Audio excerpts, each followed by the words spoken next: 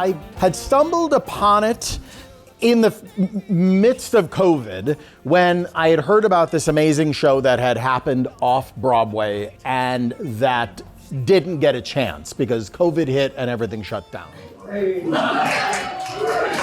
I think it is a privilege to do what we do, to be artists, to tell stories the way we tell them, to tell important stories written by incredibly creative writers. The show is about hope.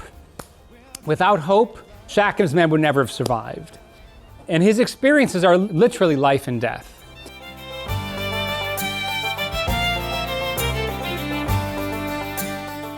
For Kat, who is the modern day character, who connects with Shack through some strange event of weather somehow, and they sort of crash into each other's lives, she also has a life and death situation with how to survive as a single mom, out of work, raising a kid in Brooklyn. The two worlds will collide, interact. We kind of took a lot of inspiration from Shackleton's ship and his voyage, so the entire stage below that platform is all made to look like frozen ice. But mainly for Shackleton, you're basically recreating what he looked like for his voyage, right? We're trying to recreate that, but also realizing that we're doing it on stage, right? Maybe underneath he's not wearing a full wool suit because of, You have a score that alternates from this kind of soloing that you just heard to sea shanties, to beautiful ballads. It's one of the most eclectic scores I've ever gotten to work with.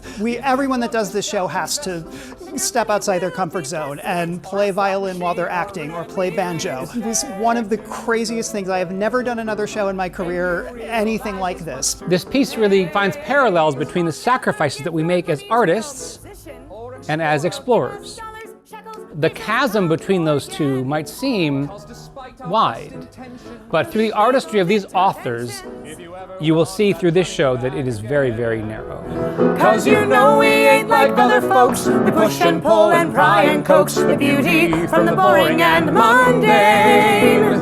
We don't know from financial things. We live like paupers, dream like kings. And everybody thinks that we're insane. Better, brillianter, and broker than well-off and mediocre. We'll be better off without it anyway.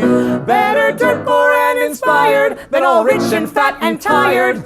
Down and out musicians and explorers. That's how we're gonna stay, yeah.